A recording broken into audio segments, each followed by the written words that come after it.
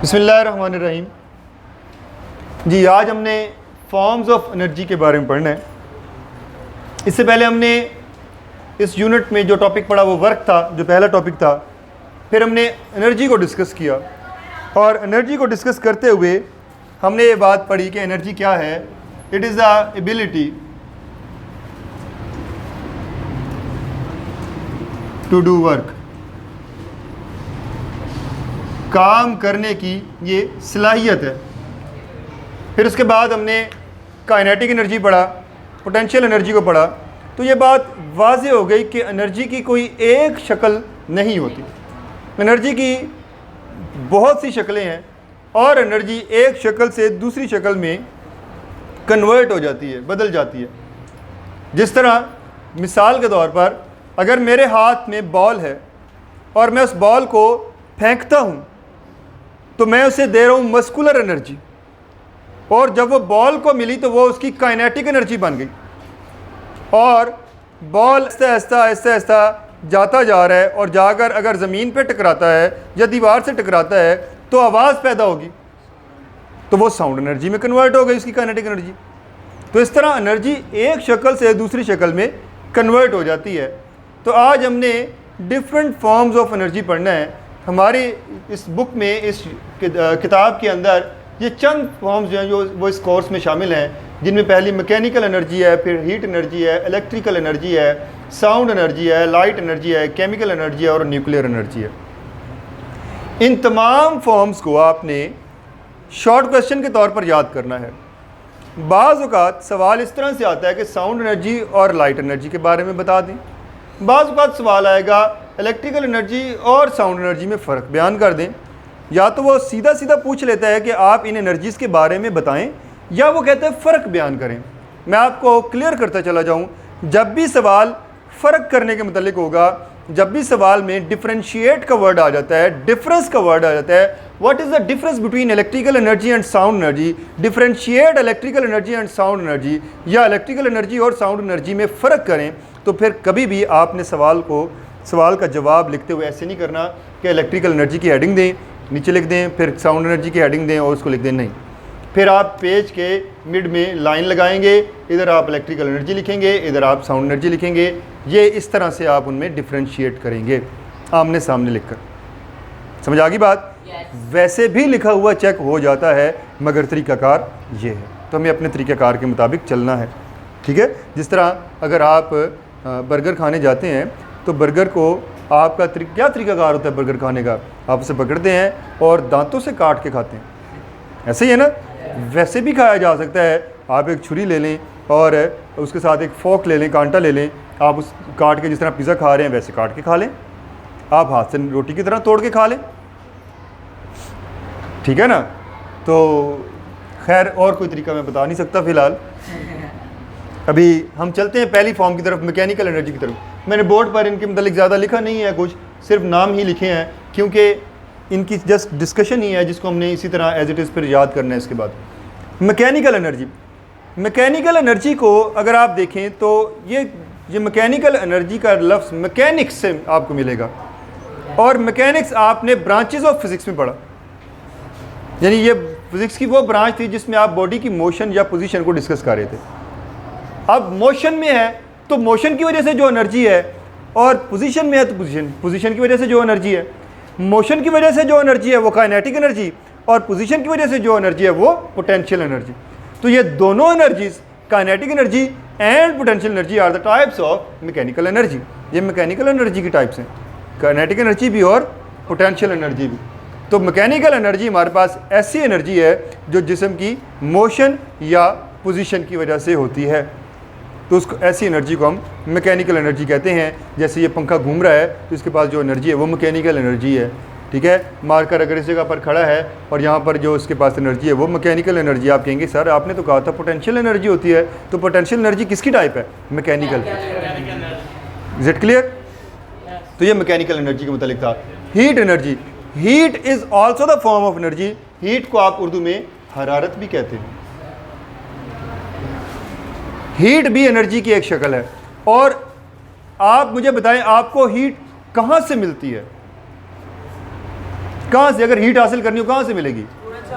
सूरज से और आग से। तो सूरज या आग हमारे पास, अगर फायर को आप देखते हैं, ज़ाहिर कोई ना कोई जिस्म जल रहा होगा, कोई ना कोई बॉडी या कोई ना कोई मटेरियल जल रहा होगा तभी आग लगती है। कभी देखे आग वैसी जल जाए और कुछ भी उसमें बर्न ना कर रहा हो आपको आग मिल जाए? आग ऐसे नहीं मिलती। यानी आग जो मिलती है वो बर्निंग प्रोसेस से मिलती है, जलने से मिलती है। और सूरज जो है वो भी हमारे पास एक गर्म मटेरियल है। इसका मतलब ये है कि हीट जो है वो हमें गर्म अजसाम से मिलती है। हीट एनर्जी की एक शक्ल है और कहाँ से मिलती है? हॉट बॉडीज से, गर्म अजसाम से, हॉट बॉडीज से हमें हीट मिलती है। और हीट जो है वो हमेशा गर्म जिस्म से ठंडे जिस्म की तरफ ट्रैवल करती है। अगर लेट्स सपोज ये मेरे पास मेटल का एक मटेरियल हो या बार हो, मेटल की हो, ये तो प्लास्टिक है ना, फ़र्ज़ कर लें ये मेटल की है, तो उसमें से इसे मैं आग पे रख दूँ, यहाँ से ये गर्म हो रहा है, तो इसे सिर्फ यही से ही गर्म होना चाहिए था, लेकिन नहीं, कुछ देर बाद ये सारे का सारा गर्म हो जाता है क्योंकि हीट ट्रेवल करके यहाँ तक आ जाती है। अब ये हीट ट्रेवल करती कैसे है, यहाँ से यहाँ तक पहुँचती कैसे है, इस बात को इंशाल्लाह हम 9th यूनिट में ट्रांसफ़र ऑफ हीट में पढ़ेंगे। ठीक हो गया ना? आगे नेक्स्ट है हमारे पास, अच्छा हीट का हमारे पास सबसे बड़ा सोर्स, सबसे बड़ा ज़रिया हमारे पास सूरज है। सूरज ही है जिसमें हमें सबसे ज़्यादा एनर्जी जो है वो मिलती है। फिर उसके बाद है जी इलेक्ट्रिकल एनर्जी। इलेक्ट्रिकल एनर्जी बड़े आसान लफ्ज़ों में कहूँ, ये आपकी बिजली, आपको बिजली से जो एनर्जी मिल रही है, ये पंखा एवं तो नहीं घूम रहा, कोई ना कोई एनर्जी मिली हुई है तो घूम रहा है ना, तो इसको जो एनर्जी मिल रही है वो इलेक्ट्रिकल एनर्जी है।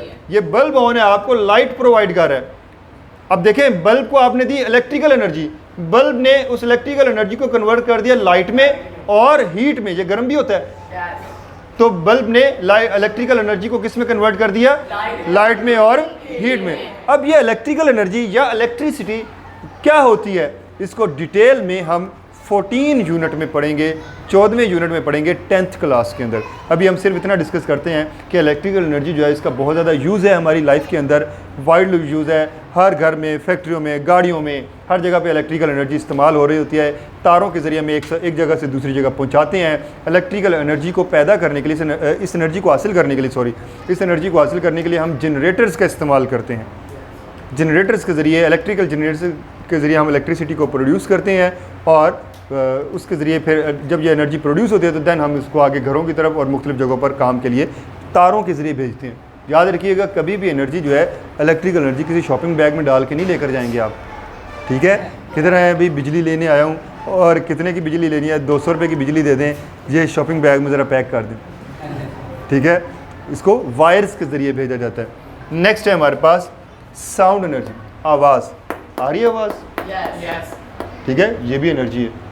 अब ये एनर्जी कहाँ से मिली? मैंने अपने हाथ को हरकत दी, मेरी मस्कुलर एनर्जी जो है वो कन्वर्ट हो रही है साउंड एनर्जी में। ठीक है, sound is also the form of energy. Sound भी एनर्जी की एक शक्ल है और ये एनर्जी जो है, साउंड एनर्जी जो है, ये हमें मिलती कहाँ से है? ये वाइब्रेट करती हुई बॉडी से मिलती है। साउंड प्रोड्यूस कैसे होता है उसको इंशाल्लाह हम 11th यूनिट में पढ़ेंगे। इसमें अब्दुल रहमान तारिक, हाँ जी, हम किस चीज़ को डिस्कस कर रहे हैं? साउंड एनर्जी को। ठीक है, साउंड कहाँ से हमें मिलती है? वाइब्रेट करती हुई बॉडी से। सिर्फ इतनी आसानी के लिए बता दूं, देखें मैं बोल रहा हूँ, आपको मेरी आवाज़ सुनाई दे रही है? आप यही यस बोलें और लेकिन बोलते हुए आपने अपने गले पर यहाँ पे हाथ रखना है। महसूस कीजिएगा आपको आपका गला जो है, यहाँ पर आपको वाइब्रेशन मिलती कि नहीं? हाँ जी, आपको वाइब्रेशन मिली है? मिल गई। इसका मतलब यह है कि यहाँ पे भी कोई ना कोई चीज़ है जो वाइब्रेट कर रही है। वो क्या चीज़ है, इसको हम साउंड के यूनिट में चलकर पढ़ेंगे, कैसे साउंड प्रोड्यूस होता है और साउंड ट्रैवल कैसे करता है एक जगह से दूसरी जगह। इसको बड़ी डिटेल में हमने 11th यूनिट में पढ़ना है 10th क्लास में।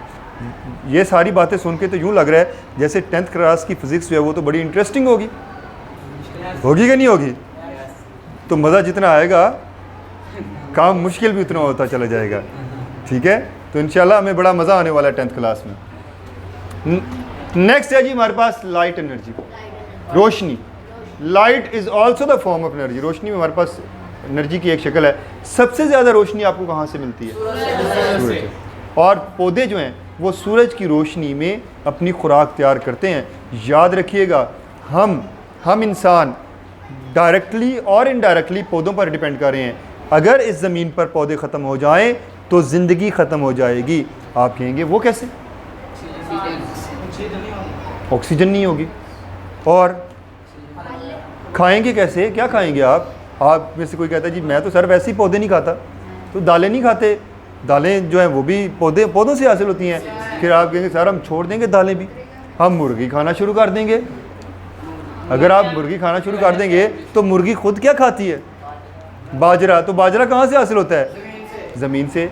दाना दुनका जो खाती है वो हमें पौधों से हासिल होता है। फिर उसके बाद आप कहेंगे चलें हम बकरी खा लेंगे, तो बकरी खुद क्या खाती है, घास खाती है। आप कहेंगे जी हम हिरन खा लेंगे, तो हिरन खुद क्या खाता है, घास खाता है। आप कहेंगे चलें हम शेर खा लेते हैं, शेर तो नहीं घास खाता, लेकिन शेर क्या खाता है, हिरन को, और हिरन क्या खाती है। तो जब हिरन नहीं होगा तो फिर शेर भी नहीं होगा, शेर नहीं होगा तो आप भी नहीं होंगे। आप बताएं और कुछ ज़हन में आता है खाने के लिए कि जो आप खा सकें। इसका मतलब ये है कि अगर पौधे अपनी खुराक ना बना पाएँ तो पौधे ख़त्म हो जाएंगे, और पौधे ख़त्म हो जाएं तो ज़मीन पर जो हयात है वो भी ख़त्म हो जाएगी। ठीक हो गया। नेक्स्ट हमारे पास है केमिकल एनर्जी।